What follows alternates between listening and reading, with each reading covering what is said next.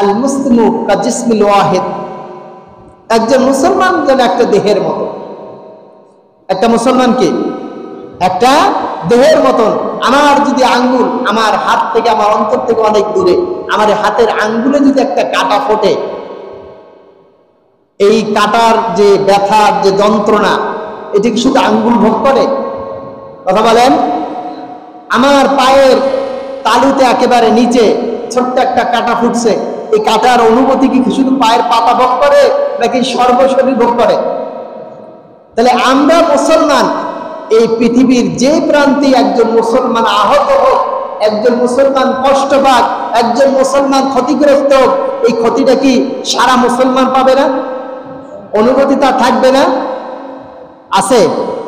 হ্যাঁ, আমরাই তো আমরা মুসলমানদেরকে হত্যা করছি, আমরাই তো আমাদের মুসলমানদের মান সম্মান ইজ্জতকে নষ্ট করছি। অথচ আল্লাহ রাসূল বলেছেন যে একজন মুসলমানের জন্য আরেকজন মুসলমানের সম্পদ, তার ইজ্জত, তার মর্যাদা সব কিছু আল্লাহ তাআলা হারাম করে দিয়েছে।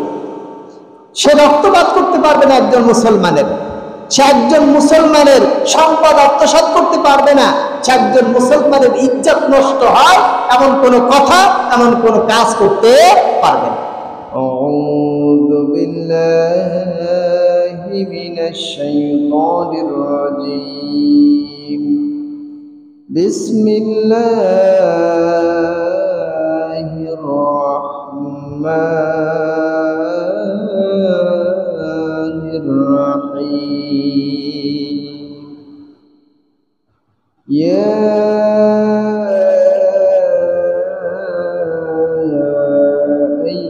আইয়ুহাল্লাযীনা আমানু হাল আদুল্লুকুম আলা তিজারাতিন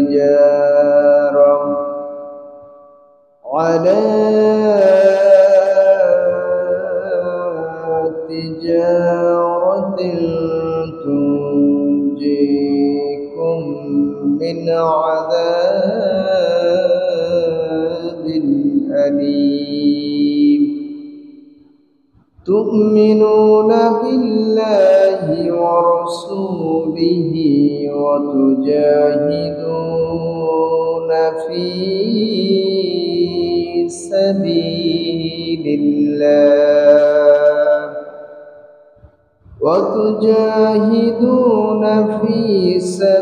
সাবিলিল্লাহ বিআমওয়ালিকুম ওয়া আনফুসিকুম। যালিকুম খায়রুল লাকুম ইন কুনতুম তা'লামুন। وقال رسول الله صلى الله عليه وسلم: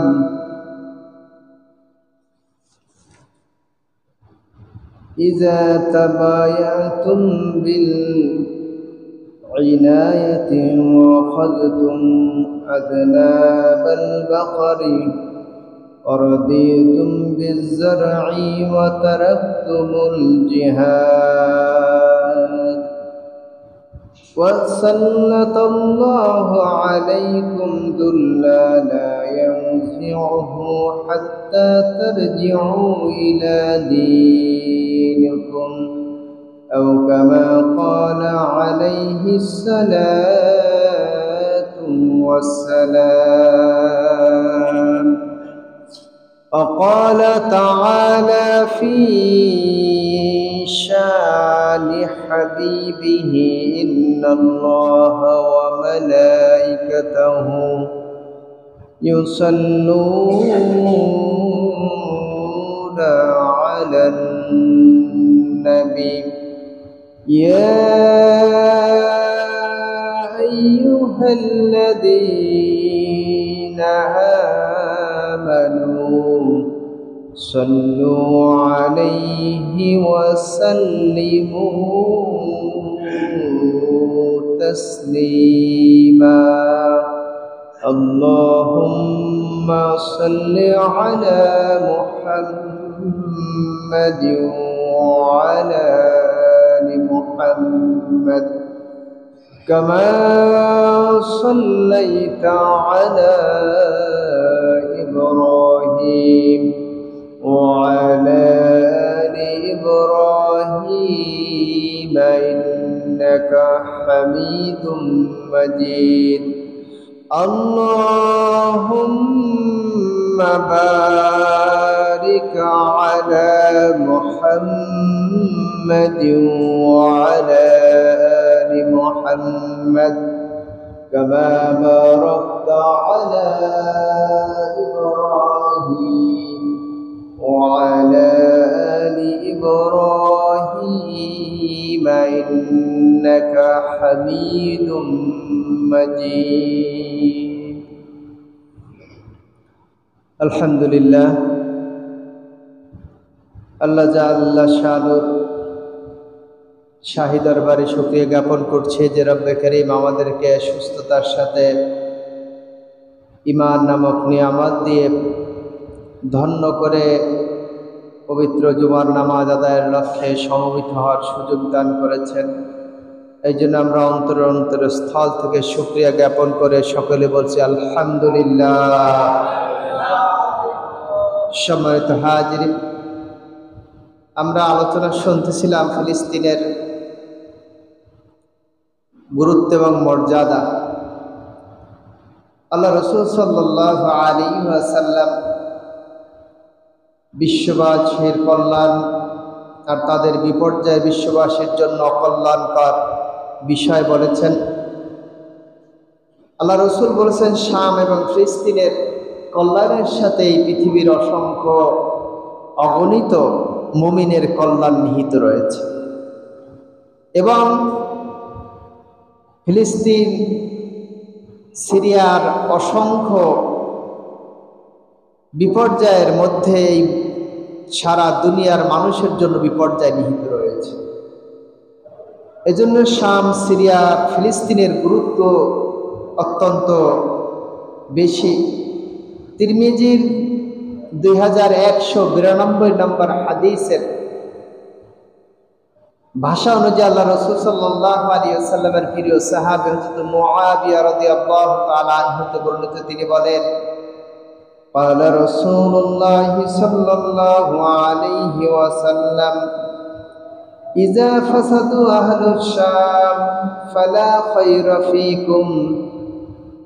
যখন শাম এবং ফিলিস্তিনের মধ্যে যখন বিপর্যয় দেখা দেবে, যখন সেখানে ফিতনা ছড়িয়ে পড়বে, ফালা খায়রা ফীকুম, তাহলে তোমাদের জন্য কোনো কল্যাণ থাকবে না। আল্লাহ রাসূল বলেন যে শাম তথা ফিলিস্তিনে যদি অকল্যাণ শুরু হয়ে যায়, ফিতনা শুরু হয়ে যায়, মারামারি হানাহানি, সেখানে যদি বিপর্যয় হয়, তাহলে সারা দুনিয়ার বুকে মুসলমানদের জন্য বিপর্যয় নেমে আসবে। আজকে আমরা দেখতে পাচ্ছি ফিলিস্তিনের যে ইসরায়েলি যে বর্বরতার চিত্র, সেই চিত্রের আলোকে সারা দুনিয়ার 57টি রাষ্ট্র চুপ থেকে আছে। এই 57টি রাষ্ট্রের মধ্যে কথা না বলার কারণে আমাদের পার্শ্ববর্তী ভারতে মুসলমানদের উপর নতুন করে নির্যাতনের মাত্রা তারা শুরু করেছে। পাশাপাশি তারা পাকিস্তানের মতন জায়গায় হামলা করার দুঃসাহসিকতা দেখিয়েছে। কেন দেখিয়েছে? কারণ ইহুদি তথা অমুসলিকরা, মানে অমুসলিম যারা আছে, মুশরিক যারা আছে, তারা চিন্তা করছে যে এদেরকে মারলে এদের পক্ষে কথা বলার কেউ নাই।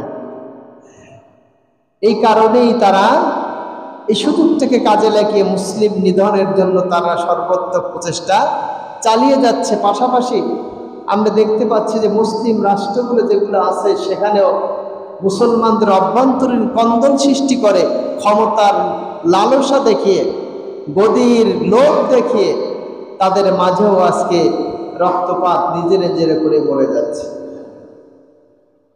এই সমস্ত কারণে আল্লাহ রাসূল সাল্লাল্লাহু আলাইহি ওয়াসাল্লাম বলেছেন সেই 1400 বছর আগে যে শামের যদি বিপর্যয় হয়, ফিতনা দেখা দেয়, তাহলে তোমরাও ভালো থাকতে পারবা না, তোমাদের জন্য অকল্যাণ নেমে আসবে, তোমাদের জন্য কোনো কল্যাণ থাকবে না।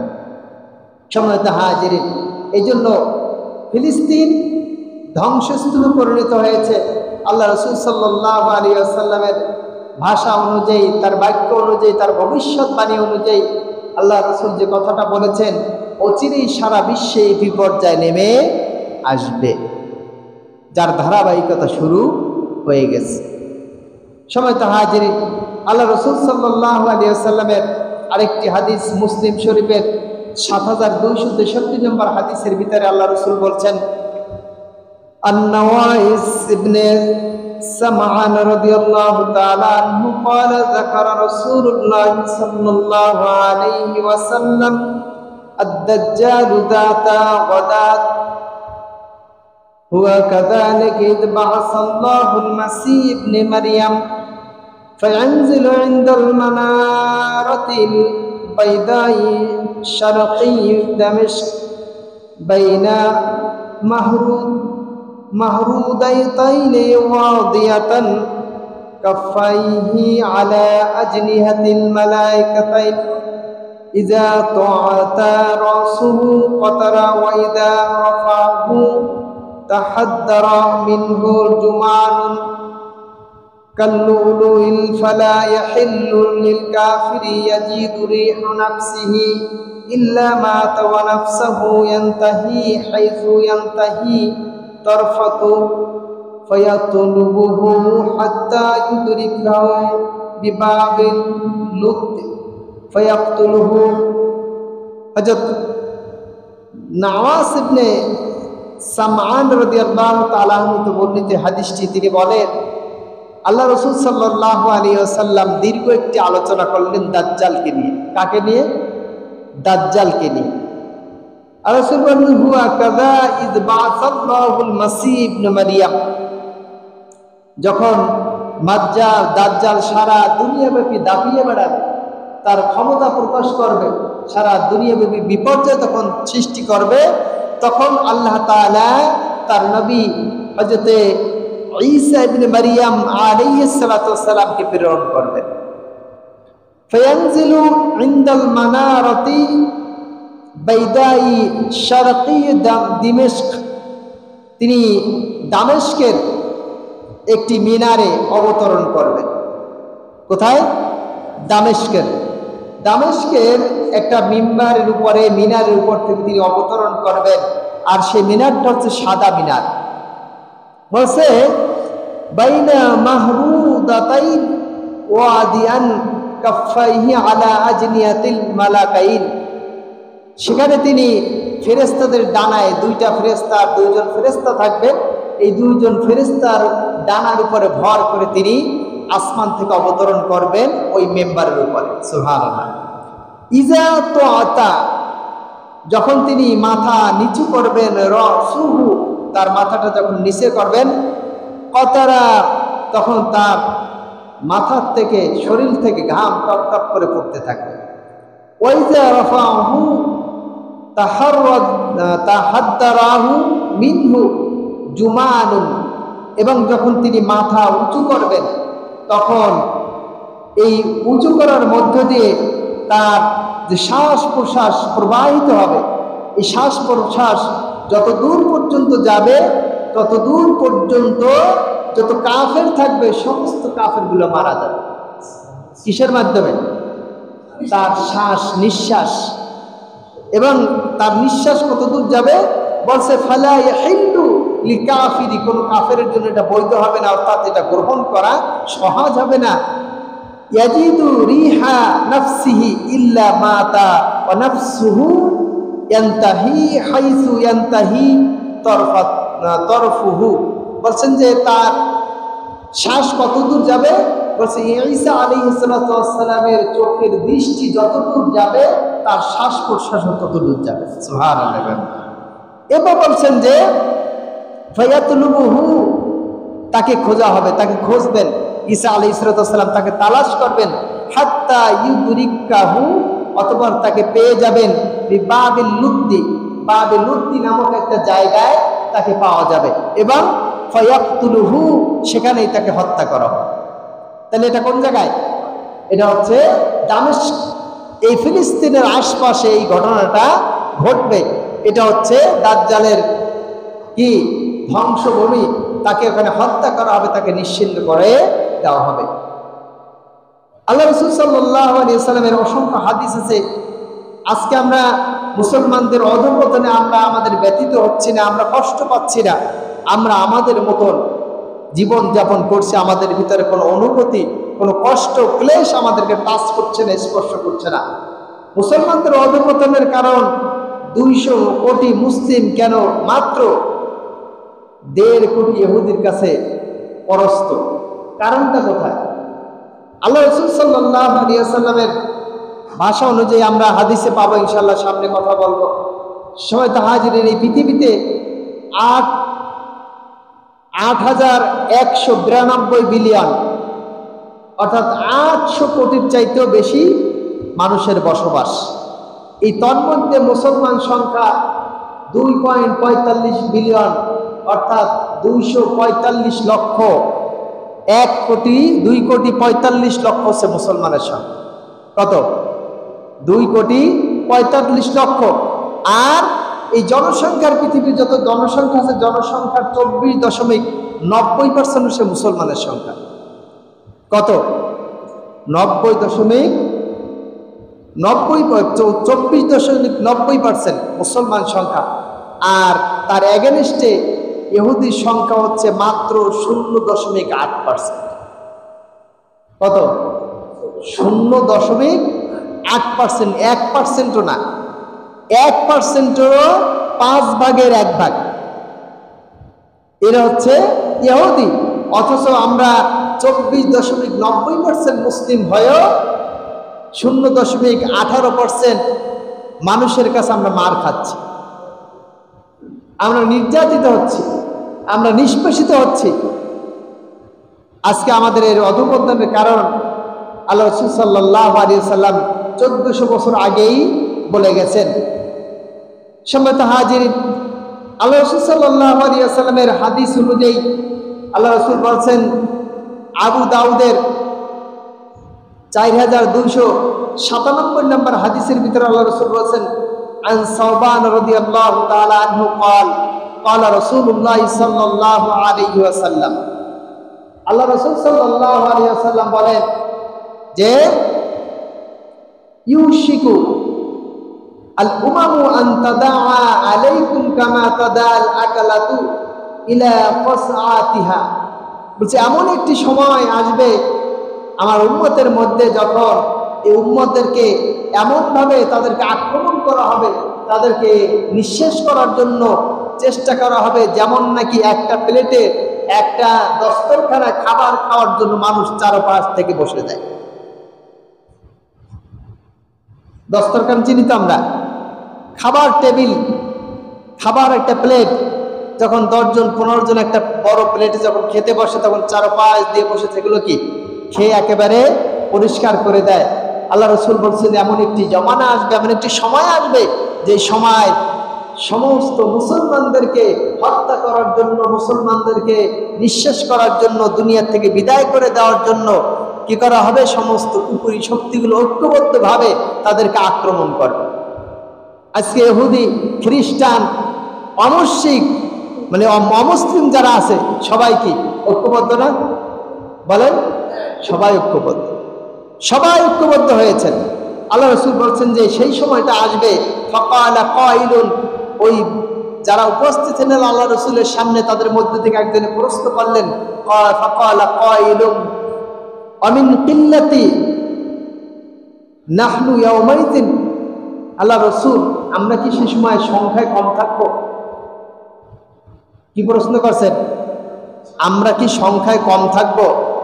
এই কারণে কি আমাদের উপরে এই জুলুম নির্যাতন করা হবে, আমাদেরকে ঐক্যবদ্ধভাবে ধ্বংস করার চেষ্টা করা হবে? আল্লাহ রাসূল বলেন, বাল ক্বালা বাল আনতুম ইয়াউমাইযিন কাসীর, না না না, সেই দিন তোমরা সংখ্যায় অনেক থাকবা। আজকে আমরা কত পারছেন? পৃথিবীর 4 ভাগের 1 ভাগ মুসলমান। কয় ভাগের 1 ভাগ? 4 ভাগের 1 ভাগ আমরা মুসলমান। আল্লাহ রাসূল বলেন তোমরা সংখ্যা বেশি থাকবে, কিন্তু বলা আছে ওয়ালাকিন্নাকুম গুসান কা গুসাইস সাইল, অর্থাৎ তোমরা থাকবে খড়কুটার মতো। খড়কুটা যেমন বন্যায় তার কোনো অস্তিত্ব থাকে না, তার কোনো শিকড় থাকে না, সে নিজে কোথাও ধরে থাকতে পারে না, পানির চাপে তাকে কি করে, পানির সাথে ভাসিয়ে নিয়ে যায়। পানির স্রোত যত গতি থাকে তত কি দ্রুত গতিতে সে কি হইতে থাকে, চলতে থাকে পানির সাথে। আজকে আমাদের অবস্থাটাও ঠিক তেমনি হয়েছে। আল্লাহ রসুলের ভাষা অনুযায়ী বলছে,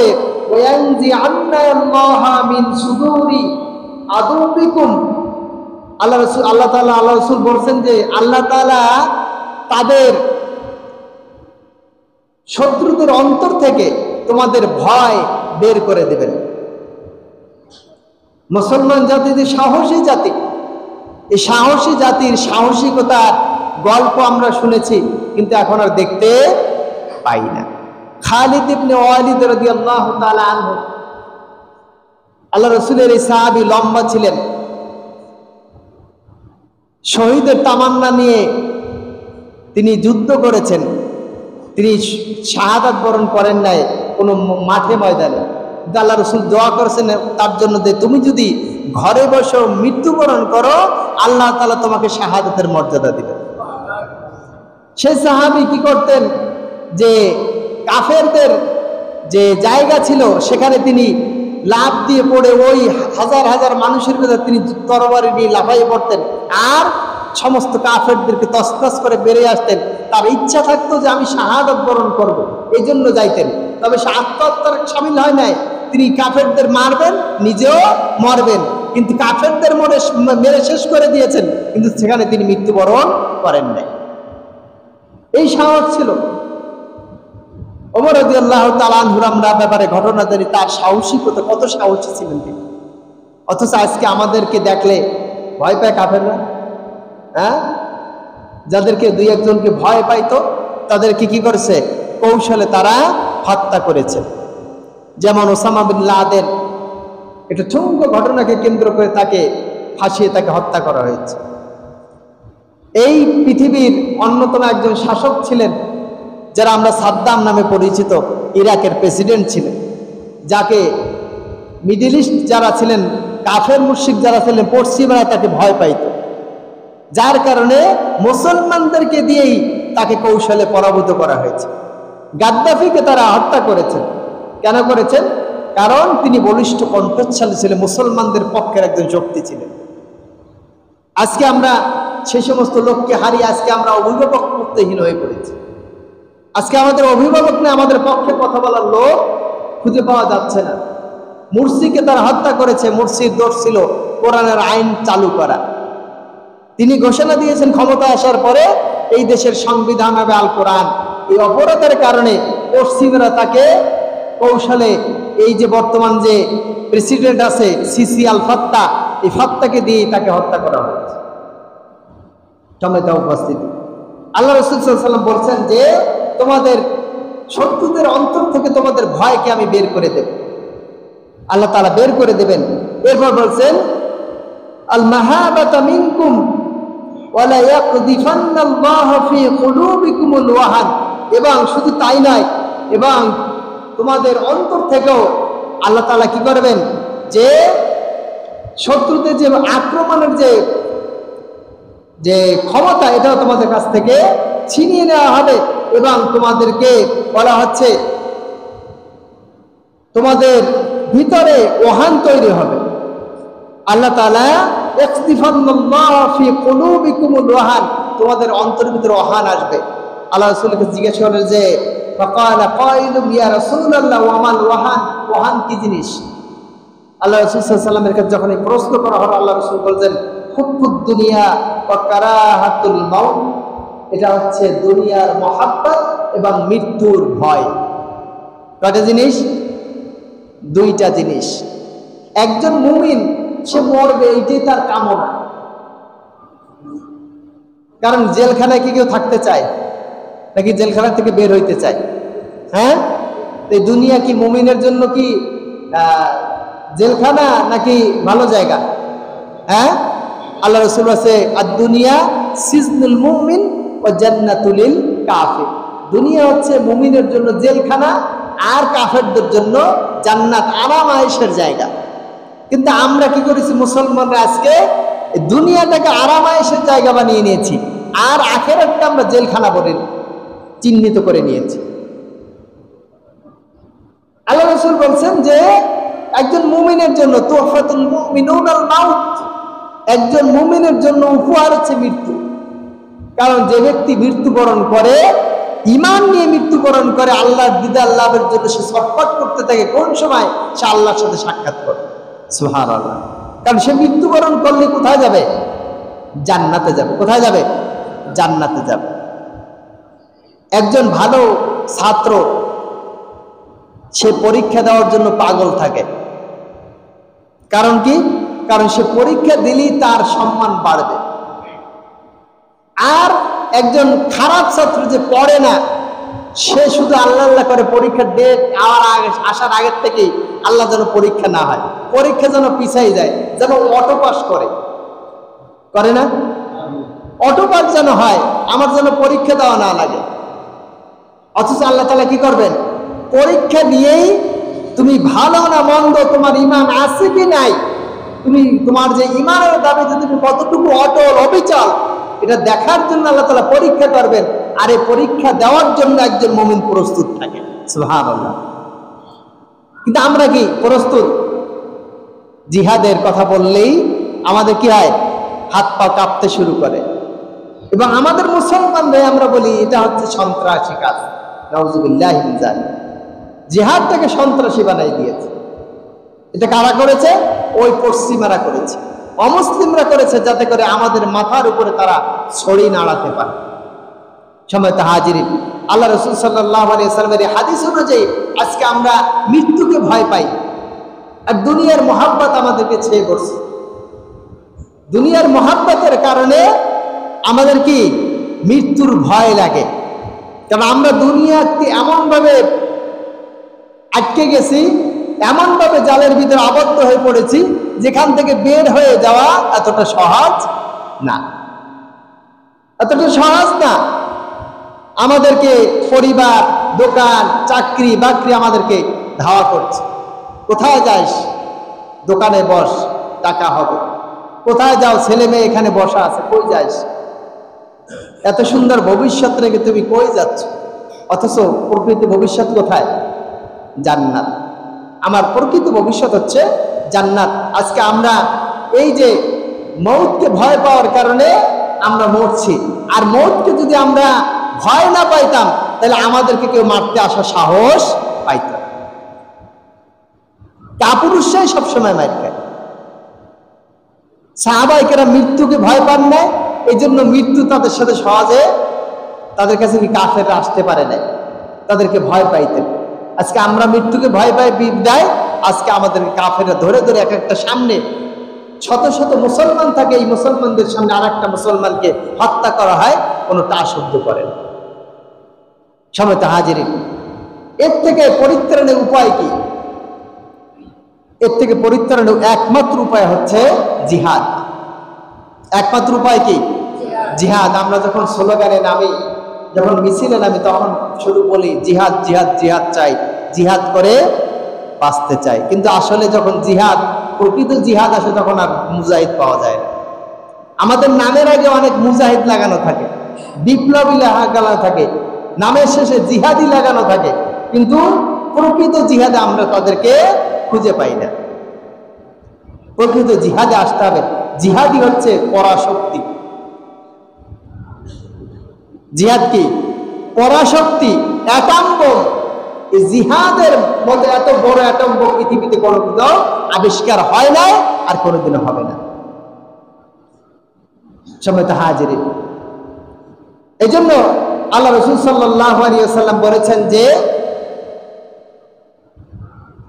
আবু দাউদের 3462 নম্বর হাদিসে বর্ণনা এসেছে, ইবনে ওমর রাদিয়াল্লাহু তাআলা আনহু قال سمعت رسول الله صلى الله عليه وسلم يقول إذا تبايعتم بعينابتي وأخذتم أذناب البقر ورضيتم بالزرع تركتم الجهاد سلط الله عليكم ذلا لا ينزعه حتى তারজিউ ইলা দীনিকুম।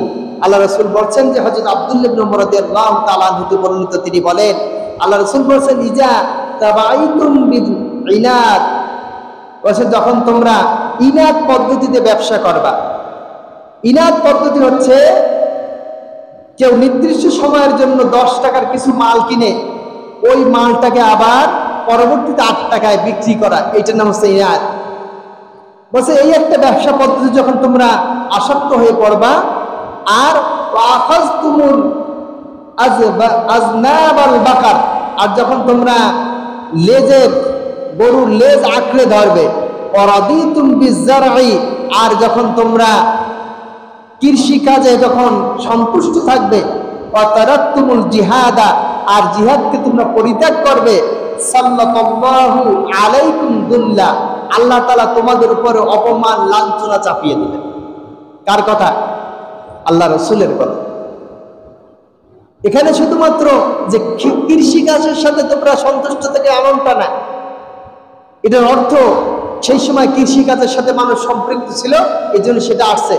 এখন আমরা এটা ধরে নিতে পারি আমার ব্যবসা প্রতিষ্ঠান, আমার চাকরি বাকরি, আমার পরিবার পরিজন, আমার ইনকামের যত সোর্স আছে, যার যার ইনকামের সোর্স কিভাবে আমি বৃদ্ধি করব, কিভাবে বাড়াবো, এই টার্গেটে সবাই সন্তুষ্ট। রাতের পর রাত জেগে আমরা ইনকাম করতে প্রস্তুত, কিন্তু যদি বলা হয় যে আল্লাহর পথে একটু জিহাদে আসো, আমরা যেতে রাজি। আল্লাহ রাসূল বলছেন যে যখন তোমরা এটা করবা, তখন আল্লাহ তাআলা তোমাদের উপরে লাঞ্ছনা, বঞ্চনা, তোমাদের উপরে অপমান, অপদস্থতা চাপিয়ে দিবেন। আর কি করবেন? বলছেন লা ইয়ানজিউহু হাত্তা তারজিউ ইলা দীনিকুম, এটা ততক্ষণ পর্যন্ত চলবে যতক্ষণ পর্যন্ত না তোমরা তোমাদের দ্বীনের পথে ফিরে আসবে। তাহলে এই পরিস্থিতি সংকট নিরসনের জন্য একমাত্র পন্থা কি? জিহাদের পথে ফিরে আসা। আল্লাহ তাআলা জিহাদকে ফরজ করেছেন, যেমন রোজাকে ফরজ করেছেন, যেমন নামাজকে ফরজ করেছেন, যেমন হজকে ফরজ করেছেন, যেমন যাকাতকে ফরজ করেছেন, তেমনি ভাবেই আল্লাহ তাআলা আল্লাহর এই জমিনে দ্বীনকে স্থায়িত্ব করার জন্য, দ্বীনকে প্রতিষ্ঠা করার জন্য জিহাদকেও ফরজ করেছেন। সময়ত হাজির, আল্লাহ তাআলা এ ব্যাপারে অসংখ্য আয়াত নাযিল করেছেন। আমি সেই আয়াত থেকে কিছু আয়াত আপনাদের জন্য তিলাওয়াত করব ইনশাআল্লাহ সামনে। আল্লাহ রাসূল সাল্লাল্লাহু আলাইহি সাল্লামের আরেকটি বাণী যে আমরা যারা যে মুসলমান, একজন মুসলমান আল মুসলিমু কা জিসমিল ওয়াহিদ, একজন মুসলমান যেন একটা দেহের মতো। একটা মুসলমান কি? একটা দেহের মতন। আমার যদি আঙ্গুল আমার হাত থেকে, আমার অন্তর থেকে অনেক দূরে, আমার হাতের আঙ্গুলে যদি একটা কাঁটা ফোটে, এই কাঁটার যে ব্যথার যে যন্ত্রণা, এটি কি শুধু আঙ্গুল ভোগ করে? কথা বলেন। আমার পায়ের তালুতে একেবারে নিচে ছোট্ট একটা কাঁটা ফুটছে, এই কাঁটার অনুভূতি কি শুধু পায়ের পাতা ভোগ করে নাকি সর্বশরীর ভোগ করে? তাহলে আমরা মুসলমান, এই পৃথিবীর যে প্রান্তে একজন মুসলমান আহত হোক, একজন মুসলমান কষ্ট পাক, একজন মুসলমান ক্ষতিগ্রস্ত হোক, এই ক্ষতিটা কি সারা মুসলমান পাবে না? অনুভূতি তার থাকবে না? আছে? হ্যাঁ, আমরাই তো আমরা মুসলমানদেরকে হত্যা করছি, আমরাই তো আমাদের মুসলমানদের মান সম্মান ইজ্জতকে নষ্ট করছি। অথচ আল্লাহ রাসূল বলেছেন যে একজন মুসলমানের জন্য আরেকজন মুসলমানের সম্পদ, তার ইজ্জত, তার মর্যাদা সব কিছুকে আল্লাহ তাআলা হারাম করে দিয়েছে। সে রক্তপাত করতে পারবে না একজন মুসলমানের, সে একজন মুসলমানের সম্পদ আত্মসাৎ করতে পারবে না, সে একজন মুসলমানের ইজ্জত নষ্ট হয় এমন কোনো কথা, এমন কোনো কাজ করতে পারবে না। আমরা কি করি কি করি না? বলেন। আমরা করি। আমরা আরেকজনের সম্পদ নিজের মনে করে কুক্ষিগত করে রাখি। আমরা আরেকজনের সম্মানকে নষ্ট করার জন্য গীবত করি, পরনিন্দা করি, পরচর্চা করি, আরো কত পদ্ধতি অবলম্বন করে তাকে হায় প্রতিপন্ন করার চেষ্টা করি। অথচ আল্লাহ তাআলা বলেছেন ওয়াইলুল লিল কুল্লি হুমাযাতিল লুমাযা, ধ্বংস তার জন্য যে সামনে এবং পিছনে মানুষের পরনিন্দা করে। হারাম করে দিয়েছে। তাহলে আজকে আমরা কি সেই কাজে সবচেয়ে বেশি অভ্যস্ত? আমরা কারো রক্তপাত করতে কোনো দ্বিধাবোধ করি না, কুণ্ঠাবোধ করছি। সমেত হাজির, আল্লাহ রাসূল সাল্লাল্লাহু আলাইহি ওয়াসাল্লাম বলেছেন, আন-নুমান ইবনে বাশির রাদিয়াল্লাহু তাআলা আনহু قال قال رسول الله صلى الله عليه وسلم مثل المؤمنين في توادهم وتراحمهم وتعاطفهم مثل الجسد। আল্লাহ রাসূল বলছেন যে একজন মুমিনের দৃষ্টান্ত উপমা হচ্ছে তার মতন, যেমন জানি একটা দেহের মতন, তার পরস্পর তারা হচ্ছে দয়ায়, ভালোবাসায়, সহানুভূতিতে একটি দেহের মতো। আমার শরীরটাকে এমন যেমন যত্ন করি, যেমন লালন পালন করি, এই শরীরে ক্ষুধা লাগলে আমি খাবার সংগ্রহের চেষ্টা করি, এই শরীরে যদি কোনো ব্যথা থাকে ওই ব্যথাকে আমি লাঘব করার জন্য ঔষধ প্রয়োজন ঔষধ খাই, তার সেখানে মালিশ করা লাগলে মালিশ করি, বিশ্রামের দরকারে বিশ্রাম নেই। আমার শরীরের যত্নের জন্য যেমন আমি রহমশীল, আমি দয়াশীল, আমি সহানুভূতিশীল, এটা বলি না যে হাতটা কেটে গেছে তা আমার কি ওই হাত চলে যায়, খিদা লাগছে পেটের তাতে আমার কি, ও মরুক, এটিকে বলি আমরা। আমরা কি করি, চেষ্টা করি এটাকে নিবারণ করার জন্য। ঠিক একজন মুসলমানও আরেকজন মুসলমানের ক্ষুধায়, আরেকজন মুসলমানের কষ্টে, আরেকজন মুসলমানের যন্ত্রণায় সে কি করবে, পাশে দাঁড়াবে, লাঘব করার চেষ্টা করবে। এটি হচ্ছে মুমিনের দৃষ্টান্ত। আল্লাহ রাসূল বলছেন যে ইজতাকা মিনহু উদওয়া উদউন তাদাওয়া লাহু সাইরুল জাসাদি বিসাহারি ওয়াল হুম্মা। আল্লাহ রাসূল বলছেন যে যখন একটা অঙ্গ ব্যথিত হয়, কষ্ট পায়, তখন কি করে, পুরা শরীরের ব্যথা যন্ত্রণা হয় এবং সে কি করে, এই ব্যথার কারণে সর্বশরীরে জ্বর চলে আসে। তাহলে আমাদের কি এই কষ্ট জ্বর আসছে একবারও? আমি কি অনুভূতি আমাদের ভিতরে জাগ্রত করতে পেরেছি? আমরা এখনো পারি নাই। বর্তমান পরিস্থিতিতে মানুষের করণীয় যে আছে তার ভিতরে এক নম্বর হচ্ছে জিহাদের প্রস্তুতি গ্রহণ করা। আল্লাহ তাআলা 1400 বছর আগে সূরাত তাওবার 60 নম্বর আয়াতে এটা ঘোষণা দিয়ে দিয়েছেন যে আল্লাহ তাআলা বলছেন যে ওয়াইদু, তোমরা কি করো, প্রস্তুতি গ্রহণ করো, লাহুম, তাদের জন্য, মাস্তাতাতুম মিন কুওয়াত, বলছে যে তোমাদের শক্তি সামর্থ্য অনুযায়ী তোমরা যুদ্ধের প্রস্তুতি গ্রহণ করো। বলছে যে আমির রিবাতি আল খাইলু, তোমরা কি করো, তোমাদের ঘোড় ছাওয়ার তৈরি করো, তীর ধনুক দিয়ে তোমরা প্রশিক্ষণ করে করো, তুরহিবু না বিহি, এবং তোমরা কি করো, তোমাদের শত্রুদেরকে চিহ্নিত করে তাদের জন্য তোমরা সতর্কতা অবলম্বন করো এবং তোমরা সশস্ত্র কি করো, যুদ্ধের জন্য প্রস্তুতি গ্রহণ করো।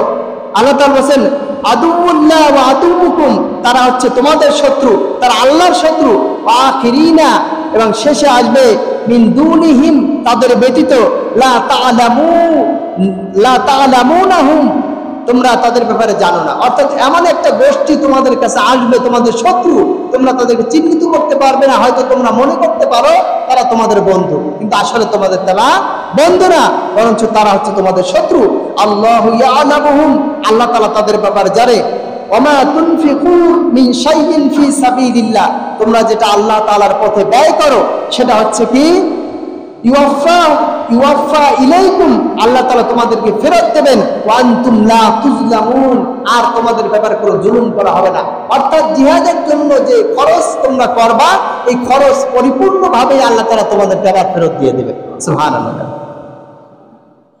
এরপরে আল্লাহ তাআলা আল্লাহ রাসূল সাল্লাল্লাহু আলাইহি ওয়াসাল্লামের মুসলিম শরীফের 4840 নম্বর হাদিসের ভিতরে আল্লাহ রাসূল বলছেন যে তোমরা কি করো, আইদু, তোমরা প্রস্তুতি গ্রহণ করো, লাহুম, তাদের জন্য, মাস্তাতাতুম মিন কুওয়া, তোমাদের শক্তি অনুসারে, আলা ইন্নাল কুওয়াতাল রামু, বলছে সাবধান, তোমাদের শক্তি হচ্ছে বর্ষা ধনুক নিক্ষেপ করা। অর্থাৎ সেই সময় প্রস্তুতি ছিল কি, বর্ষা ধনুক দিয়ে যুদ্ধ হতো। এখন কি সেটা দিয়ে হয়? এখন কিসের যুদ্ধ হয়? এখন মিসাইল, বড় বড় বোম দিয়ে যুদ্ধ করা হয়। আমাদের রাষ্ট্রকে আছে এগুলো, যদি এক পাশ থেকে মারে বাংলাদেশ শেষ। এই প্রস্তুতি কারা নেবে? মুসলমানদেরও নেওয়া উচিত। কিন্তু আপনি আমি যদি বানাইতে যাই তাহলে কি পশ্চিমারা বলবে এরা কি সন্ত্রাস, এরা জঙ্গির প্রস্তুতি নিচ্ছে। অথচ দেখেন এই যে আপনার কি বলে ইসরায়েলের যে জনসংখ্যা আছে তাদের 80% জনসংখ্যা এবং তাদের প্রত্যেকটা পুরুষের জন্য প্রশিক্ষণ গ্রহণ করা জরুরি। রাষ্ট্রীয়ভাবে তাদের প্রশিক্ষণ গ্রহণ করতে হবে। সেনাদের যে প্রশিক্ষণ দেওয়া হয় সমপরিমাণ প্রশিক্ষণ প্রত্যেকটা ব্যক্তিকে দেওয়া হয়। অথচ আমাদের দেশের মানুষদেরকে কি হিজলা বানানোর চেষ্টা করা হচ্ছে। বাংলাদেশের নাউজুবিল্লাহি মিন যালিক কত বড় নিকৃষ্ট, কত বড় খারাপ মানসিকতা হলে পরে এটা দাবি করতে পারে যে বেশ্যাদেরকে, যে বেশ্যারা যে কাজ করে এটাকে কি একটা পেশা হিসেবে ধরে নেওয়া হোক, বলে নাউজুবিল্লাহি মিন যালিক। এটা এবার কিছু মানুষ যারা নিজেদেরকে প্রগতিশীল মনে করে, নারীবাদী মনে করে, আমি মনে করি এরা হচ্ছে সমাজের সবচেয়ে নিকৃষ্ট কীট পতঙ্গের চেয়ে খারাপ। এদের কোনো চরিত্র বলতে কিছু নাই। একজন মহিলা, একজন নারী, সে তার পর্দা করবে, তার শালীনতা বজায় রাখবে, সেটা না করে তাকে বেশ্যাবৃত্তি করে তার পেশা হিসেবে তাকে গ্রহণ করার জন্য তাকে উদ্বুদ্ধ করা হচ্ছে। অথচ এটা সবচেয়ে নিকৃষ্ট একটা কাজ, যেটা জেনা আল্লাহ তাআলা হারাম করেছেন, আর এটাকে তারা রাষ্ট্রীয়ভাবে প্রতিষ্ঠা করার চেষ্টা করছে। তাহলে মাথায় কি আছে বলেন তো? পশ্চিমা গোবর সব ভিতরে ঢুকাই দিচ্ছে। সবাই তো হাজির, আল্লাহ তাআলা বলছেন যে তোমরা কি করো, তীর ধনুক দিয়ে, বর্ষা দিয়ে তোমরা যুদ্ধ শেখো। আমাদের প্রত্যেকটা পরিবারের পক্ষ থেকে রাষ্ট্রীয়ভাবে এবং পারিবারিকভাবে, সামাজিকভাবে আমাদের প্রত্যেকে প্রতিরক্ষামূলক প্রশিক্ষণ নেওয়া উচিত। প্রত্যেকের, এটা আমাদের মৌলিক অধিকার। আমাদের নিজেদের সেফটির জন্য, আমাদের পরিবারের সেফটি সিকিউরিটির জন্য এই প্রশিক্ষণ গ্রহণ করা সকলের জন্য জরুরি। কিন্তু এখন এই যেটা যখন করতে যাব তখন কি শুরু হয়ে যাবে গুঞ্জন। অথচ সারা দুনিয়ায় মুসলমান বাদে সবাই কিন্তু প্রশিক্ষণগুলো নিচ্ছে, কিন্তু আমরা নিতে গেলে সমস্যা। কারণ আমরা তো জিহাদ থেকে দূরে, আমাদের তো এগুলা প্রশিক্ষণ দিতে গেলে কি কৈফিয়ত তলব করতে হয়। আমি এর আগেও কয়েকদিন আগে বলেছিলাম যে এই মেম্বারটা আছে, যে এই মেম্বারটার এই জায়গাটা কেন রাখা হয়েছিল? অস্ত্র জমা করার জন্য। এটা অস্ত্রের জায়গা, এটা কিন্তু ওই আলমারি অথবা শোকে যেটা রাখার জায়গা না। এটা কিসের জায়গা? ধরে বলেন, অস্ত্র রাখার জায়গা। কারণ যুদ্ধ যখন হবে এখান থেকে অস্ত্র নিয়ে বের হবে মুজাহিদ। অথচ এখন অস্ত্র তো দূরে করে, একটা ছুরি যদি পাওয়া যায় তাহলে মসজিদ কি হয়েছে? জঙ্গি মসজিদে পরিণত হয়ে যাবে। সময় হাজির, এটার কারণ হচ্ছে আমরা ছাড় দিতে দিতে একেবারে কি আমাদের হাতে চুড়ি পড়াই দিছে, আমাদের আর শক্তি নাই, সামর্থ্য নাই, আমরা শেষ। সময় হাজির, জিহাদের ফজিলতের ব্যাপারে আল্লাহ তাআলা কুরআনুল কারীমের ভিতরে অসংখ্য আয়াত নাযিল করেছেন। আল্লাহ তাআলা বলেছে ইনফিরু খিফাফান আও সিকালা, তোমরা কি করো ভারী অথবা স্বল্প অস্ত্র যার যা আছে। ওই যে একটা কথা আছে না, যার যা আছে তাই নিয়ে ঝাঁপিয়ে পড়ো, বলে না? যার যা আছে, আমার ছোট হোক বড় হোক, যা আছে সেটা নিয়ে কি করো, ঝাঁপিয়ে পড়ো। ওয়াজাহিদু বিআমওয়ালিকুম ওয়া আনফুসিকুম ফি সাবিলিল্লাহ যালিকুম খায়রুল লাকুম ইন কুনতুম তা'লামুন। আল্লাহ তাআলা বলেন যে তোমরা কি করো, আল্লাহর পথে জান এবং মাল দিয়ে তোমরা যুদ্ধ করো। যালিকুম খায়রুল লাকুম ইন কুনতুম তা'লামুন, এটাই তোমাদের জন্য কল্যাণকর যদি তোমরা উপলব্ধি করতে পারো। আজকে আমরা যদি শান্তিতে থাকতে চাই, আজকে আমরা যদি ভালো থাকতে চাই, আমাদের উপরে যদি মাথা যে চাবি নেওয়াচ্ছে, চাবি ঘুরাচ্ছে, মাথার পরে যে উঠে বসে আছে তারা, এটাকে যদি সরাইতে হয়, জিহাদের কোনো বিকল্প নাই।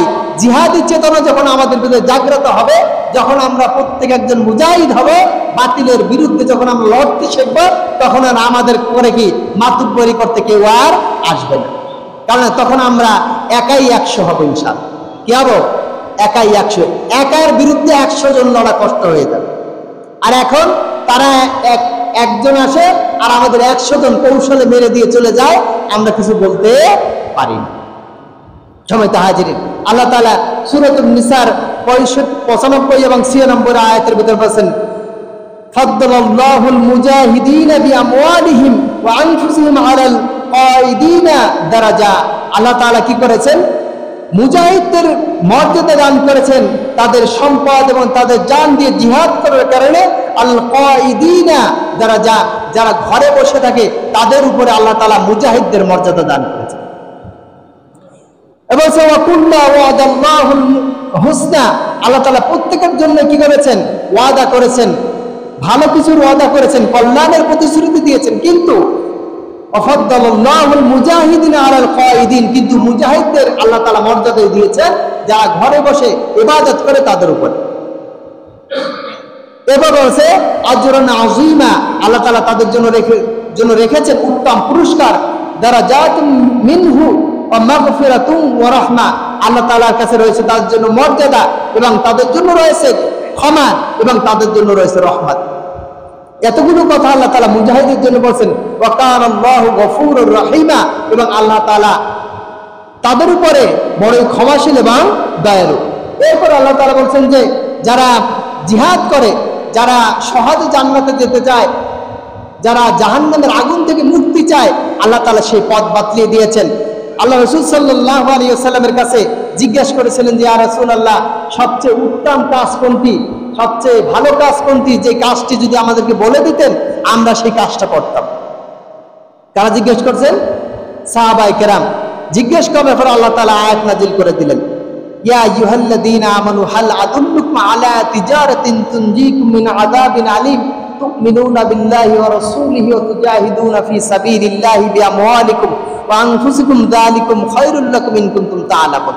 আল্লাহ তাআলা বলছেন যে হে ঈমানদারগণ, আমি কি তোমাদেরকে বলবো না যে এমন একটি ব্যবসার কথা, যে ব্যবসাটা করলে পরে তোমাদের লাভবান হবে, তোমাদের ব্যবসা ভালো হবে, আর সেটা হচ্ছে তোমরা কি করবা? তোমরা জাহান্নামের আগুন থেকে বাঁচতে পারবা, যন্ত্রণা আযাব থেকে। আর সেটা হচ্ছে তুমিনুনা বিল্লাহি ওয়া রাসূলিহি, তোমরা আল্লাহ এবং আল্লাহর রাসূলের উপরে ঈমান আনবে। ওয়া তুজাহিদুনা ফি সাবিলিল্লাহি বিআমওয়ালিকুম ওয়া আনফুসিকুম, এবং তোমাদের মাল এবং জান দিয়ে তোমরা কি করবে? জিহাদ করবে। যালিকুম খায়রুল লাকুম ইন কুনতুম তা'লামুন, এটাই হচ্ছে তোমাদের জন্য কল্যাণকর যদি তোমরা এটা উপলব্ধি করতে পারো, যদি তোমরা বুঝতে পারো। আল্লাহ তাআলা এখানে বলেই ক্ষান্ত হন নাই। এরপর আল্লাহ তাআলা বলছেন যে ইয়াগফিরু লাকুম যুনুবাকুম, আল্লাহ তাআলা তোমাদের গুনাহ রাশি মাফ করে দিবেন। সুবহানাল্লাহ। 2 নম্বর বলছেন ওয়া ইউদখিলুকুম, আর তোমাদেরকে প্রবেশ করাবেন জান্নাত, জান্নাতের ভিতরে তাজরি মিন তাহতিহাল আনহার, যার তলদেশ থেকে নদী নালা প্রবাহিত, মাসাকিন তাইয়্যিবাতান, আর সেটা হচ্ছে উত্তম বাসস্থান। বলছে আজ, এবং সেটা হচ্ছে স্থায়ী। যালিকাল ফাউজুল আযীম, এটা হচ্ছে তোমাদের জন্য বড় সফলতা। দুনিয়ার যত সফলতা আমরা দেখি না কেন, এই সফলতা নয়, বরঞ্চ প্রকৃত সফলতা হচ্ছে কি? আল্লাহর পথে জিহাদ করে নিজের জান এবং মালকে বিলীন করে দাও। এরপর আল্লাহ তাআলা বলেন উখরা তুহিব্বুনাহা নাসরুম মিনাল্লাহি ফাতহুন করিব, আর তোমরা যেটা কামনা করো, যেটা চাও, যে আজকে আমরা মুসলমান নির্যাতিত নিষ্পেষিত, আজকে নিগৃহীত, আজকে মুসলমানদের উপর জুলুম নির্যাতন করে করে মুসলমানদেরকে শেষ করে দিচ্ছে, এর থেকে আমরা পরিত্রাণ চাই। আল্লাহ তাআলা বলেন জিহাদের পথকে তোমরা অবলম্বন করো, তোমরা মুজাহিদ হয়ে যাও, আল্লাহর পথে জিহাদ করতে শুরু করো। দেখবা যে তোমরা যে কাঙ্ক্ষিত জিনিস চাও, তোমরা নিরাপত্তা চাও, তোমাদের অর্থনৈতিক স্বাবলম্বী চাও, তোমরা সমাজের মাথা উঁচু করে দাঁড়াতে চাও, আমি আল্লাহ তাআলা সেই ব্যবস্থা করে দেব। সুবহানাল্লাহ। আমরা চাই যেটা উখরা তুহিব্বুনাহা নাসরুম মিনাল্লাহ, আল্লাহ তাআলার সাহায্য চাও, বিজয় চাও, আমি আল্লাহ তাআলা দিয়ে দেব। কিন্তু ঘরে বসে থাকি না, ঘরে বসে থেকে আমি বিজয় দিব না। তোমাকে বাহিরে নামতে হবে, তোমাকে যুদ্ধের ময়দানে আসতে হবে। যখন তুমি যুদ্ধের ময়দানে আসবা, আমি আল্লাহ তাআলা ওয়াদা করছি তোমাকে আমি সাহায্য পাঠাবো। এটা আল্লাহ তাআলার ওয়াদা। সমেত হাজিরিন, আজকে আমি আলোচনা এখানেই শেষ করছি। ইনশাআল্লাহ আগামী জুমায় বাকি অংশ নিয়ে আলোচনা করব। এর পরের জুমা আমরা কোরবানি নিয়ে আলোচনা করব। আপনাদের হয়তো অনেকের মাথায় ঘুরপাক খাচ্ছে যে সামনে কোরবানি আসছে, আপনারা কোরবানি নিয়ে আলোচনা করবেন কিনা। ইনশাআল্লাহ কোরবানি নিয়ে আলোচনা হবে, তবে সামনের জুমার পরের জুমায় আমরা ইনশাআল্লাহ আগামী জুমায় জিহাদের গুরুত্ব এবং তাৎপর্য নিয়ে কিছু কথা বলবো। আজকে পর্যন্ত যে কথাগুলো বললাম, আমি সহ আমাদের সকলকে এই কথাগুলোর উপর আমল করার তৌফিক দান করুন। আসসালামু আলাইকুম ওয়া রাহমাতুল্লাহি ওয়া বারাকাতুহু।